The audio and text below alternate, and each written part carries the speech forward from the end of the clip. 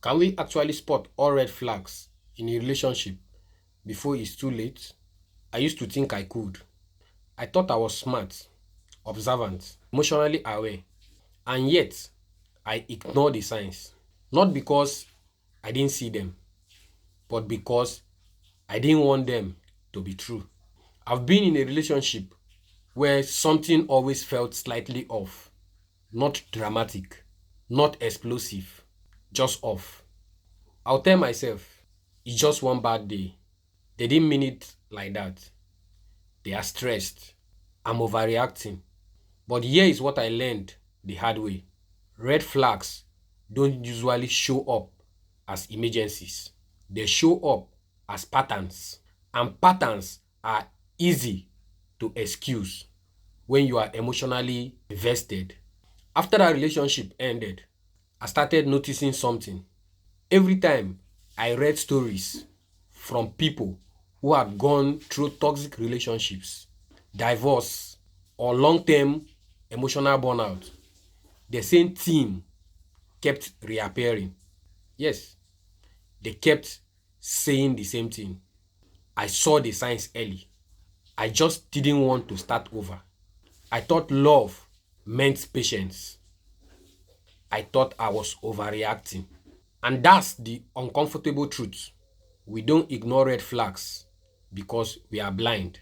We ignore them because we are hopeful or afraid or already attached.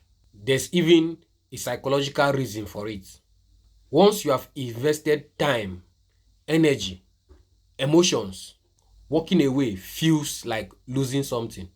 So you convince yourself it's not that serious until it is. Let's talk about what actually counts as red flag, not personality differences. I mean patterns. For example, if someone constantly dismisses your feelings, you say something hurts you, and they will say, you are too sensitive, you are overthinking. That's not what I meant. Once, maybe miscommunication, repeatedly, that's invalidation. Another one, disrespect, disguised as humor. They joke about your flaws, they mock your interests, they embarrass you in front of others. And when you react, they will say, relax, it's just a joke. That's not humor, that's control. Let's talk about intuition. There were moments I felt tensed for no clear reason. I will overthink how to bring things up. I will walk on eggshells to avoid conflicts. At the time, I thought I was anxious, but anxiety around just one specific person, that's that's not anxiety. That's information. Yes, your body notices patterns before your mind want to admit them. If you constantly feel uneasy, unaged, drained after interactions, that's not random. That's your nervous system reacting. The question is, can you spot them all? Now, here is the real answer to the question. Can you spot all the red flags before it's too late? No, because some people reveal themselves slowly, and sometimes you are not emotionally ready to see the truth. But here is what you can do. Stop asking, is this person good most of the times? Start asking, how do they handle accountability? How do they respond when I set a boundary?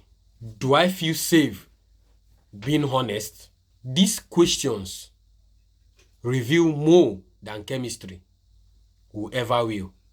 Yes, here's the hard truth. Red flags don't scream.